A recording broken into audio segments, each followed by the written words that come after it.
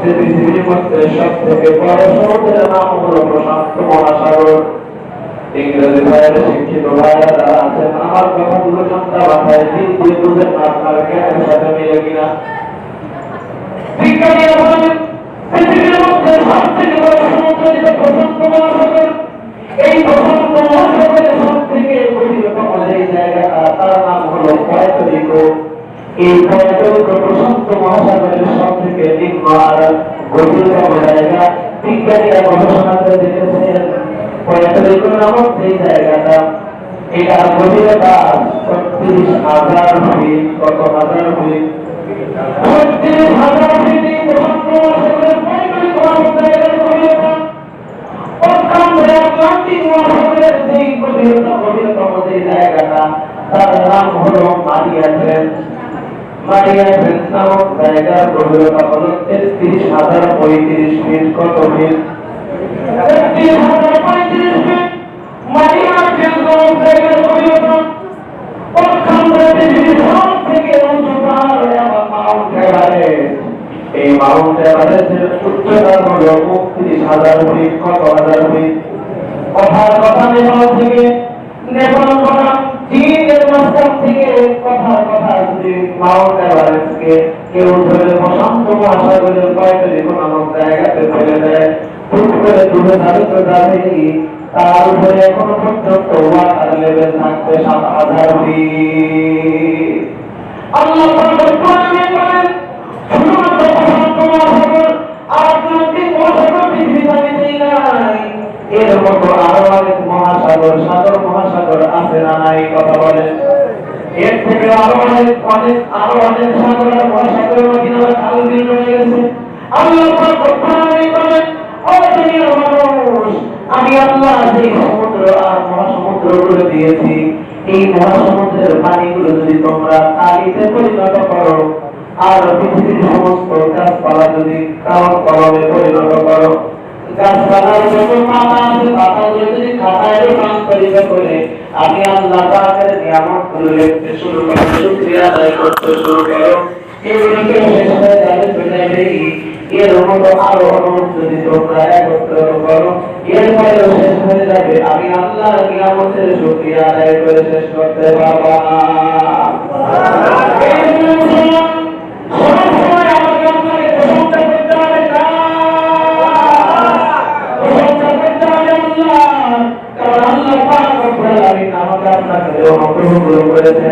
তার মধ্যে প্রথম নাম্বার অনুগ্রহ হলো আমাকে আপনাকে আল্লাহ তাআলা বিনা দরখাস্তে আল্লাহ মানুষের উদরে জন্মগ্রহণ করে আমার আপনার রূহটা মানব দেহে পাতাল করেছেন, মানব দেহের মধ্যে দিয়েছেন।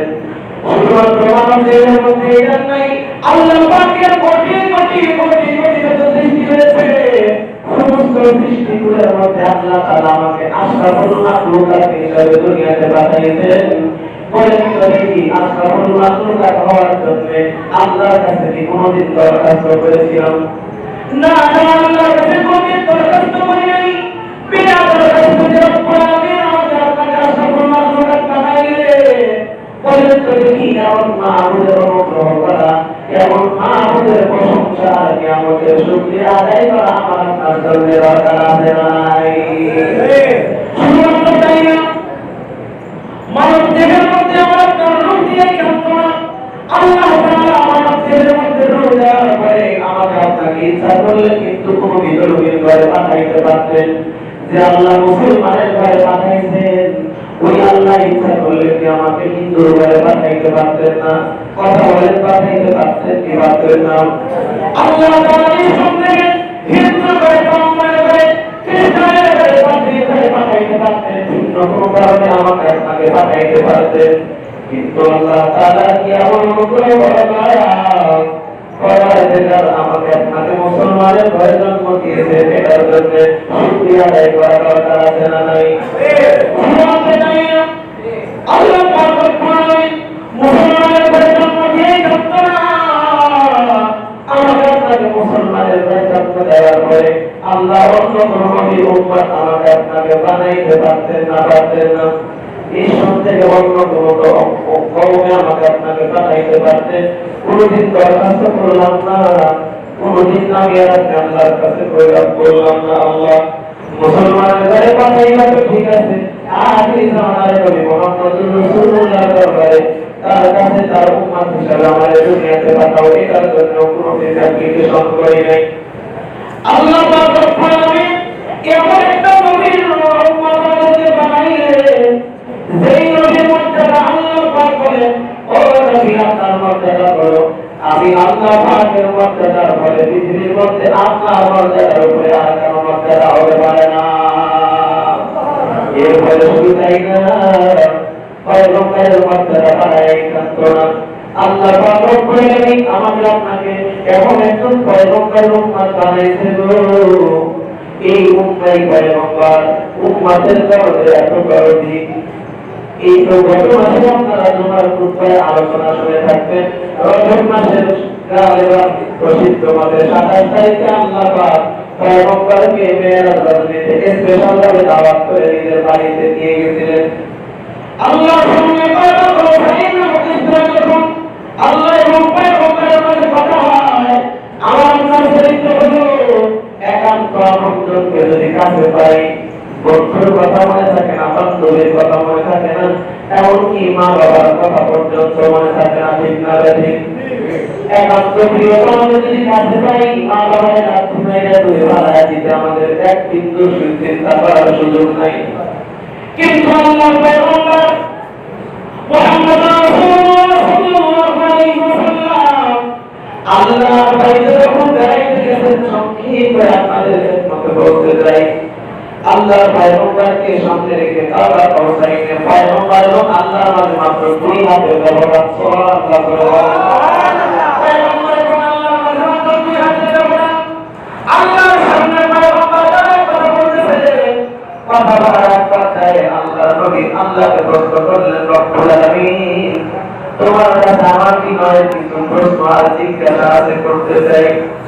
আল্লাহ রব্বুল আলামিন একেবারে পয়গম্বর আপনার মনটাকে ভালো করার জন্য আপনার প্রিয়তম স্ত্রী দুনিয়া থেকে বিদায় নিয়েছে, আপনার সন্তান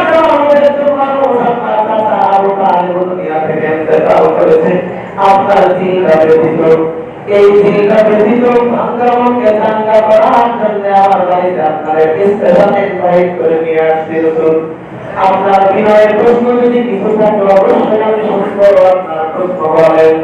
আল্লাহর পয়গম্বর আল্লাহকে ডেকে বলে, রব্বুল আলামিন তোমার কাছে আমি মুহাম্মাদের বিনয়ের প্রশ্ন হলো, তুমি ফেরাউনের সেনাবাহিনীর হাত থেকে মুসা নবীর উম্মতদেরকে আপনি মুসা নবীর উম্মতদেরকে সেনাবাহিনীর হাত থেকে, ফেরাউনের সেনাবাহিনীর হাত থেকে নীল নদের মধ্যে স্পেশাল রাস্তা করে পার করে দিয়েছিলেন। আমি জানতে চাই মুসা নবীর উম্মতদের এমন এক মর্যাদা দিয়েছিলেন, তার পরিবর্তে আমার উম্মতের জন্য কি মর্যাদা রেখেছেন আপনি? মুসা নবীর সঙ্গে মৃত্যুর ভয়ে নিয়ে কথা বলেছেন, মুসা নবীর সঙ্গে মৃত্যুর ভয়ে কথা বলেছেন, তিনি বলেন কি বিষয়ে জানতে চাই। আল্লাহ পাক রব্বুল আলামিন ডাকতে পয়গম্বর মুসা নবীকে আমি মৃত্যুর পর্বতে রেখে দিয়ে কথা বলেছি, কিন্তু আপনি আমার হাবিবুল্লাহ, আপনাকে দুর্বল হতে নয়, আপনাকে তো আমার বাড়িতে নিয়ে এসে কথা বলতে বলেন। ইয়া রাসূলুল্লাহ, ইয়া হাবিবাল্লাহ, ও হাবিবাল্লাহ, মুসা নবী একবার কথা বলা হয়, আমার কাছে আপনি অত বড় জায়গা তোমায় দেখতে চাই। আমি কিন্তু মুসা নবীর কথার উত্তর দিয়েছিলাম, না কারণে ও মুসা তুমি আমাকে কোনোদিন দেখতে পারবে না।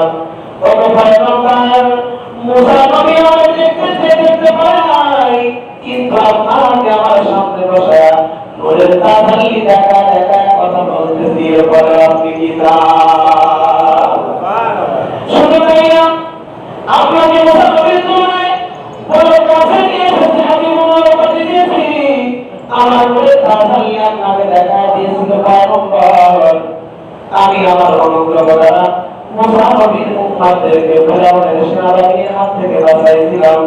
নীল নদের মধ্যে স্পেশাল রাস্তা বানায়া নীলনদের মধ্যে স্পেশাল রাস্তা তৈরি করে সেখানে তাদেরকে পার করে দিয়েছিলাম। এটা ছিল দুনিয়ার অনুগ্রহ। কিন্তু পয়গম্বর আপনাকে দুনিয়াতে অনুগ্রহ করেছি তো করেছি, কিয়ামতের ময়দানে দিন কায়েম হয়ে যাবে। চিন্তায় ব্যস্ত থাকবে, এমনকি ওই পর্যন্ত উম্মতের কথা চিন্তা করার কোনো সুযোগ নাই। উম্মতের কথা এক মুহূর্তের জন্যও চিন্তা করবে না। আদম নবীর চিন্তা থাকবে, আল্লাহ আমার বাঁচাও। ইব্রাহিম নবীর চিন্তা, আল্লাহ আমার বাঁচাও। মুসা নবীর চিন্তা, আল্লাহ আমার বাঁচাও। সমস্ত নবীদের চিন্তা, আল্লাহ আমার বাঁচাও। সেই দিন সাফাতের কুবরার চাবিকাঠি আমি আপনি মুহাম্মদুর রাসূলুল্লাহ হাতে উঠায় দেব, বলেন সুবহানাল্লাহ। এজন্যই তো আল্লাহ পয়গম্বর সাল্লাল্লাহু আলাইহি ওয়াসাল্লাম তার পবিত্র জবানে ঘোষণা করেন, কিয়ামতের ময়দানে এমন ভয়াবহ একটা অবস্থা সৃষ্টি হবে, চতুর্দিক থেকে জাহান্নামের আক্রমণ আসতে থাকবে। জাহান্নামকে ৭০,০০০ শিকল দিয়া ৭০,০০০ ফেরেশতা কন্ট্রোল করতে পারবে না। চতুর্দিক থেকে জাহান্নাম দিকে তাকালে দেখবে ডান দিক থেকে মনে হয় জাহান্নাম ক্রাশ করে ফেলবে, হয়তো বাম দিকে যাও, বাম দিক থেকে জাহান্নাম, সামনে পিছনে চতুর্দিক থেকে জাহান্নাম। এমন অবস্থায় মানুষগুলোকে মিজানের পাল্লার সামনে দাঁড় করা দেওয়া হবে। মিজানের পাল্লায় যখন আল্লাহ পয়গম্বর বলেন, আর কোন উম্মতে আকরাম করে জমা হয়ে যাবে। আল্লাহ বলেন, সাল্লাল্লাহু আলাইহি ওয়াসাল্লাম বলেন, আমার উম্মতের যখন একটা মাত্র নেকি অভাব হয়ে যাবে, আল্লাহর কাছে বিনয়ের সঙ্গে বলবে, নিঃসন্দেহে আমি দেখতে পাইতেছি একটা নেকি আমার অভাব। আজকে মাসের বাজারে মাঝে বাবা আছে, স্ত্রী পুত্র আপনজন অনেকে আছে। আমি যদি তোমার কাছে একটু সুযোগ পাইতাম, একটু যদি আমার সুযোগ দিতাম, আল্লাহ আজকে হাতের বাজারে মার সঙ্গে দেখা করতাম, বাবার সঙ্গে দেখা করতাম, তাহলে বাড়িতে একটা নেকি আমি পেয়ে যাইতাম।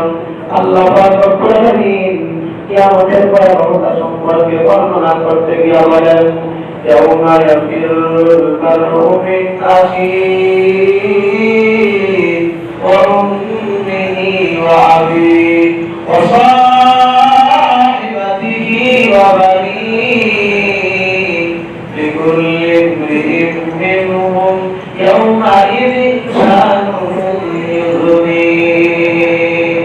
बाबा भाइयों ना मुहिम पर संत संवारियाए गान, बाबा भाइयों ना मुहिम पर संत संवारियाए गान। आशिकों माशूकों ना कर बंदा है तो मत गुजार, काम आएगा नहीं तो एक जुड़ा हो जाएगा, और के दुश्मनों ने दमका हो जाएगा। उसने तेरा संदर्भा निर्वाणा हो जाएगा, उसने तेरा संदर्भा निर्वाणा हो जाएगा। जिसमें तेरा ना चले वो खातुमे मिल जाएगा, जिसमें तेरा ना चले वो खातुमे मिल जाएगा। अल्लाह को रब्बानी करें क्या मुझे आए वो मुस्ताद दिल को करे।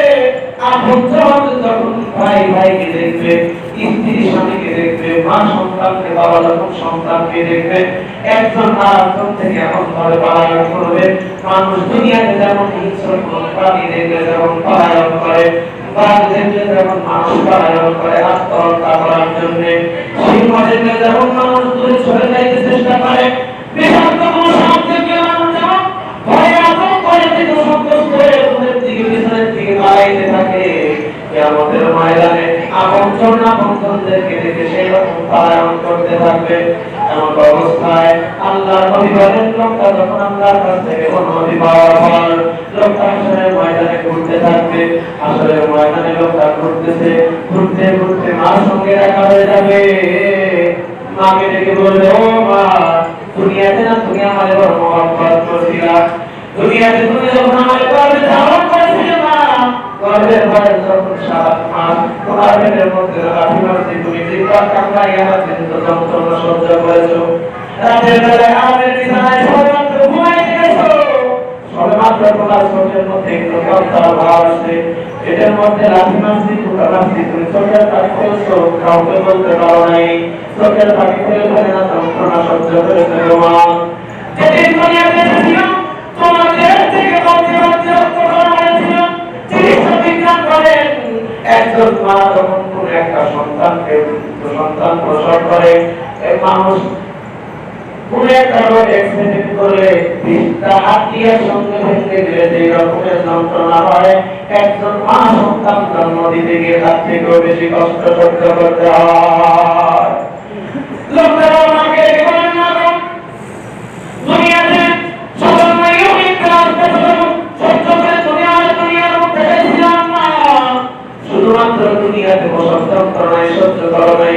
শীতের দিন যখন আমি দুনিয়াতে আসছিলাম, শীতের রাত্র কত রকমের কষ্ট তোমায় দিলাম, কোন রকমের কষ্ট তুমি বিরক্তি ভরণ না করে, বিরক্ত না হয়ে আমাকে আদর করে মহব্বত করে দুলারে তোমায় দিছিলাম। ও মাগো, অনেক সময় তোমার দেখেছে একটা আপেল একটা কমলার একটা অংশ মুখের মধ্যে মাত্র দিত, দূর থেকে আসছি তোমার না বলছি মাগো কি খাও, তুমি মা নিজের মুখের ভিতর থেকে বের করে আমি সন্তানের মুখের মধ্যে উঠায়া দিত, এত মহাব্বত তুমি আমারে করেছে গো মা।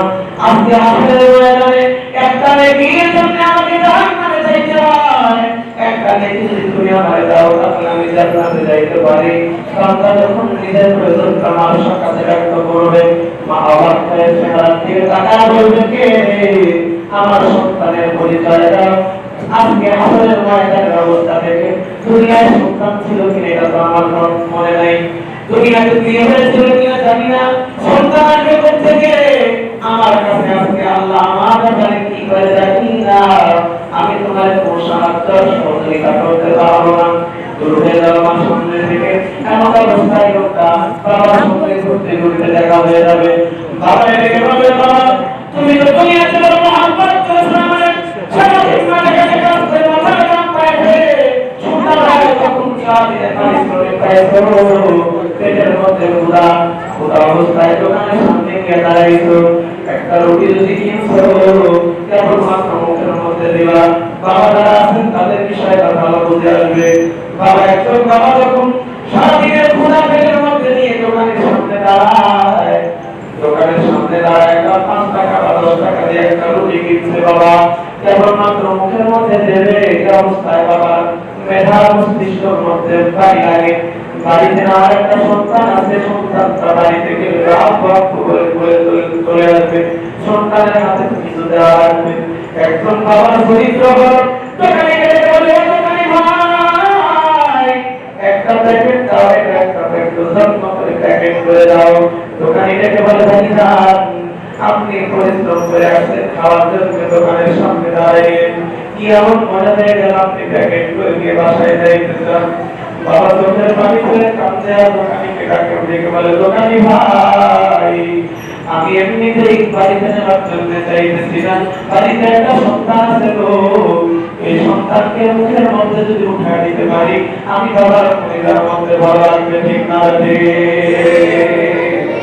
এজন্য বাবার সামনে যখন সন্তানটা দেখে বলে আব্বা যান আজকে একটা মাত্র দেখি আমাকে আমি জান্নাতে যাওয়া লাগে, আপনি যদি একটা দেখি আমার দিতেন আমি জান্নাতে যাইতে পারতাম।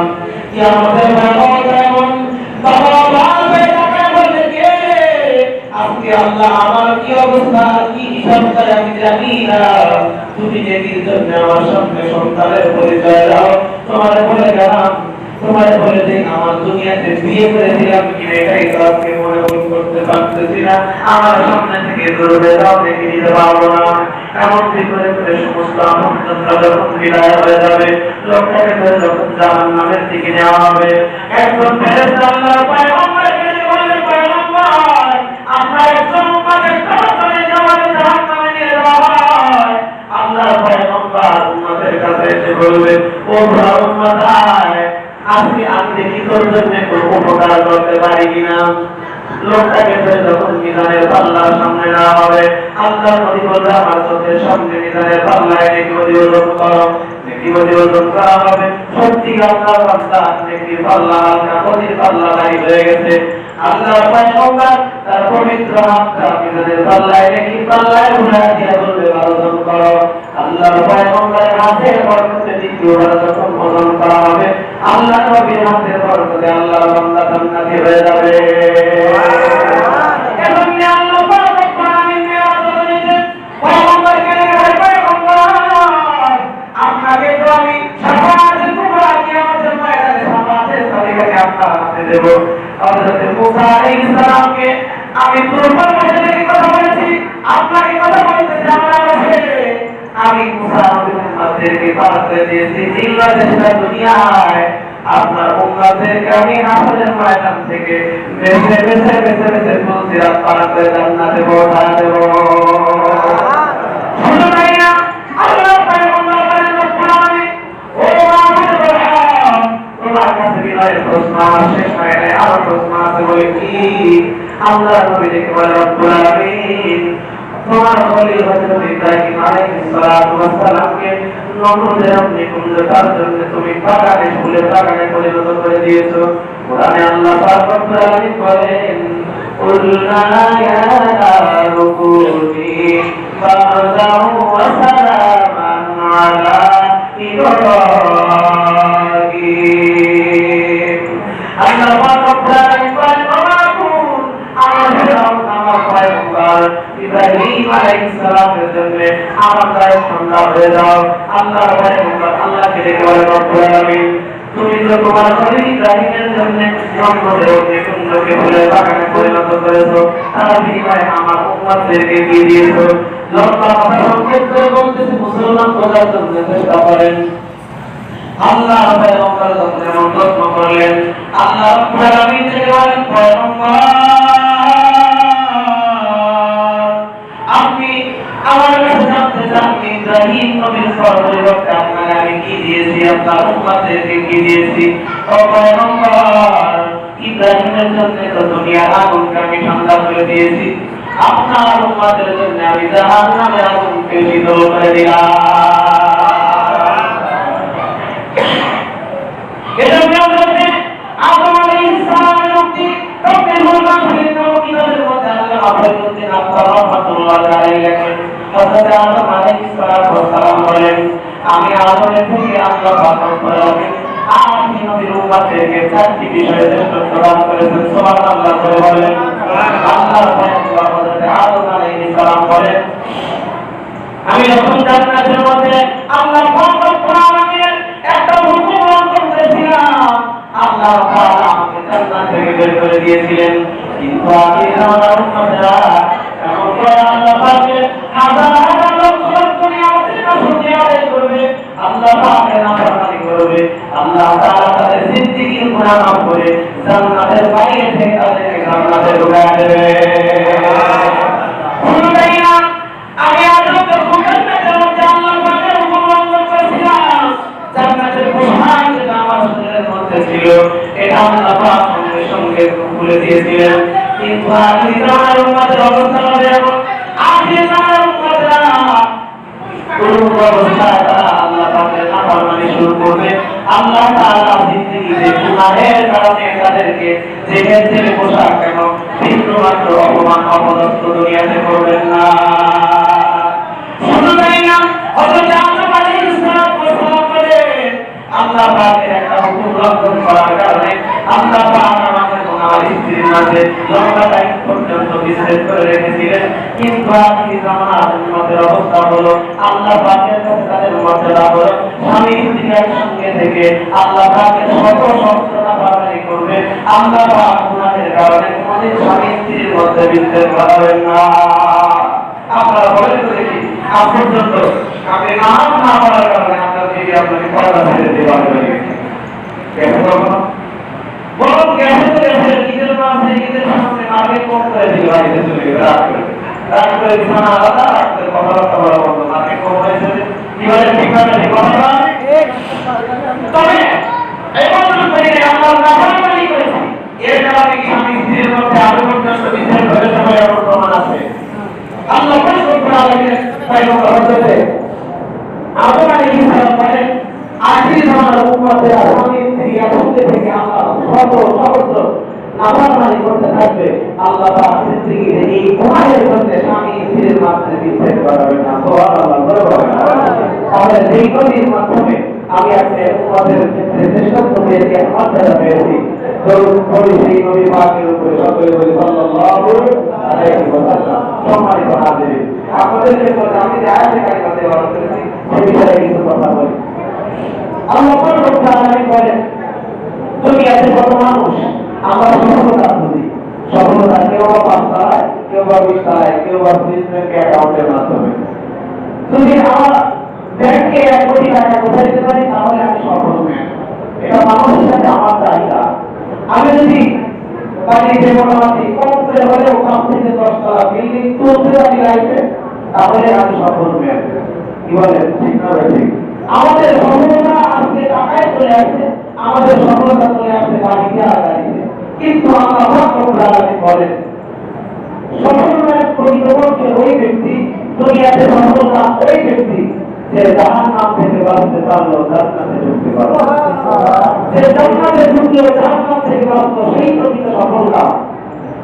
আর জান্নাতে ঢুকতে হলে, জাহান্নাম থেকে বাঁচতে হলে 2টা জিনিস দরকার। কয়টা জিনিস? বলেন, কয়টা জিনিস? আমার কথা কি বোঝেন? বুঝতেছেন? এই পর্যন্ত বুঝতে কষ্ট হয় নাই তো? আমার সাথে কথা বলবেন, আমিও কথা বলতে মজা পাবো। তাহলে জান্নাতে যাইতে হলে 2টা জিনিস দরকার। কয়টা জিনিস? 2টা জিনিস দরকার। আল্লাহ তাআলা বলেন, ইন্নাল্লাযীনা আমানু ওয়া আমিলুস সালিহাত, ইন্নাল্লাযীনা আমানু ওয়া আমিলুস সালিহাত কানাত লাহুম জান্নাতুল ফিরদাউসি নুজুলা। আল্লাহ বলেন, দুনিয়াতে যারা ঈমানদার, যারা নেক আমলকারী, তারা জান্নাতুল ফিরদাউসের মেহমান। সুবহানাল্লাহ। তাদের জন্য জান্নাতুল ফিরদাউসের মেহমানদারির ব্যবস্থা করেছেন আল্লাহ তাআলা। এগুলো বলতে আপনাদের যে প্রশ্ন আসতে পারে, হুজুর মেহমানদারি সর্বোচ্চ মেয়াদ তো 3 দিন। 3 দিনের পরে মেহমান থাকে না, সাধারণ পরিবার।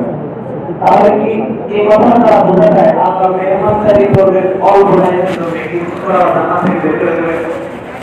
আল্লাহ তাআলা বলেন, অপরাধ বলেন, খালিদিনা ফিহা লা ইয়াবগুনা আনহা ওয়ালা। জান্নাতে যারা ঢুকবে, বের হওয়া লাগবে না তো লাগবেই না। জান্নাতে যখন কোন মানুষ ঢুকবে